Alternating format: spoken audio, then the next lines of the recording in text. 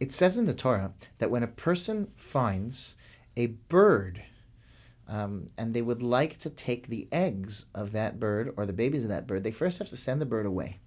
And then they're allowed to take the eggs or the small baby birds. But a person is not allowed to take them in front of the mother. And Rambam explains that that is because it causes pain, even to animals, to experience their children being taken away from in front of them. And therefore, when it's necessary to do such a thing, we want to minimize that pain. And by sending away the mother to fly away, it causes less pain. And that's an important lesson for us to learn. We don't cause needless pain to animals, and we go out of our way to minimize that pain. Okay. There's another source, and that source is a Mishnah, which says, Ha'omer al kan tzipor yagiu rachamecha. If a person is praying, and he says, your mercy, God, extends so far, even to the bird's nest. So we hush him up, and we tell him not to say that. It's not an appropriate way to pray. You shouldn't be saying that. And the Gemara says, because you're trying to give reasons for God's mitzvahs you don't necessarily know. Plus, there are other animals the Torah didn't decree this about. The Torah doesn't say that if you want to take a baby puppy, you have to send away the parent dog first and then take the puppy. It only says it specifically about birds. And therefore, the Talmud says you shouldn't say that this is because of rachamim, because of mercy, because who are you to say the reason for God's decree? It sounds like a direct contradiction between this Talmudic Mishnah and this explanation given by the Rambam. But what's even more troubling is that the Rambam brings this halacha in the Yad. He brings this law that you're not supposed to say, Al kan tzipor yagiu rachamecha. You're not supposed to ascribe kindness as being the reason for the mitzvah of shiluach hakan, sending away the mother bird. So is the reason to be kind and generous and gentle to animals, or is that not the reason? And is the Rambam contradicting himself? Well, the fact is it's in two different books of the Rambam. One is in his Sefer Mishnah Torah or Yad HaChazaka, and the other is in the Guide to the Perplexed. And the two books have different methodologies. So it wouldn't be troubling to say that in one context he felt one answer was appropriate, and in another context he felt another answer was appropriate. And some people do indeed answer that way, and it's not unreasonable. But there's another suggestion that is also very, very important to understand. Do animals have their own rights? Do we care about animals the way that we care about people? Is it the same? It's just a matter of degree. I mean, I care about my brother the most, and then the guy across the street, and then dogs and cats and flies and amoeba. Or do we simply not have that same level of care? Does it not matter that much? If a person were to find his child out in the backyard torturing mice, bugs, the neighbor's dog, there are two perspectives a person could have. One is, I don't want my child to do this because it's really bad for those poor ants and the poor dog. The poor dog, I love that dog and I don't want to see it getting hurt by this little boy. Another perspective that a parent could have is, I actually don't care all that much about the ants or about the rat or even about the dog when I compare that to how much I care about my child and his ethics and his morals and his growing up to be a healthy person. Serial killers are often found in their youth torturing animals.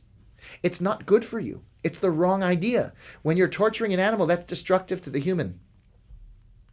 Therefore, one way to reconcile the Rambam is as follows. God doesn't care about the mother bird. It's not because of mercy to the bird. It's because God is desperate that you and I become merciful people. And if you are not sensitive to the bird, that's not particularly important in the grand scheme of creation. That bird, though, really matters because if you are cruel to the bird, that's destructive to the human being.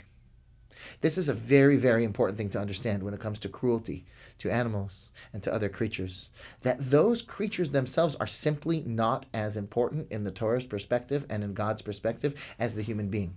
They don't have free choice. They live by instinct. They were created to serve a broader purpose.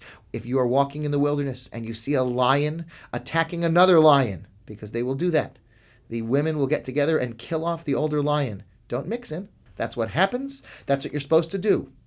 Species go extinct all the time. It's not necessarily clear that we're supposed to be mixing in and stopping that. Things that happen in nature are part of nature, and God built the world that way. When one animal viciously kills another animal, that's normal. And we're not upset about that, and we're not worried about that. What we're worried about is, what does that do to me? If I do that, that's destructive. And therefore, it's not because God was merciful to the birds. That is a deep misunderstanding. It's because God wants us to learn to be merciful, that he expects us to act with mercy toward the birds. What that means is that we need to treat animals ethically and kindly because of what that does to us, not because animals and humans are identical and equal. This is such a basic and fundamental teaching, and it's so important for us to understand. We are special, we are unique, we have free choice. What human beings do really, really does matter. How we treat others really does matter. Not just for that other person or that other animal, but especially for us ourselves. When Abraham was given the opportunity to do kindness, he did kindness in the Torah. It tells us all about how he was so generous to these 3 guests that came by, and he slaughtered food for them, and he cooked for them, and he gave them water, which is a precious commodity in the desert, and he had them rest, and he waited on them hand and foot, bowing to the ground for them. Turns out those 3 people were not people at all. They were 3 angels, and they had no needs. Angels don't eat.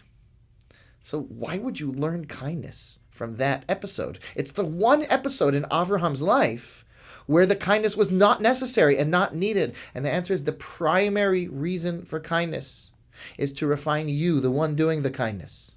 Our sages say, more than the generous person does for the poor man is doing for the generous person. Because the generous person is giving the poor man $1 or 1,000. The poor man is giving the generous man an opportunity to become kind, generous, refined, and more like God. And that's the great ambition and achievement that a person can have in this world. The idealistic person wants to become more kind and more generous. It's irrelevant on some level whether the other person needs it, because the main reason that we need to be doing these things is because we want to become great, we want to connect to God, and we want to be refined, not just because someone else is in need. And therefore, we look for opportunities to do kindness. We look for opportunities, like Abraham, who was sitting at the entrance to his tent. He didn't say, I'll wait for someone to knock on my door. He went out to look, and he rushed to do that beyond anything else in his life.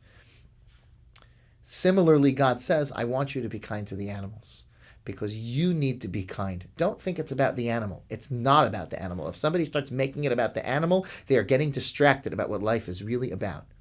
And we don't want to be distracted.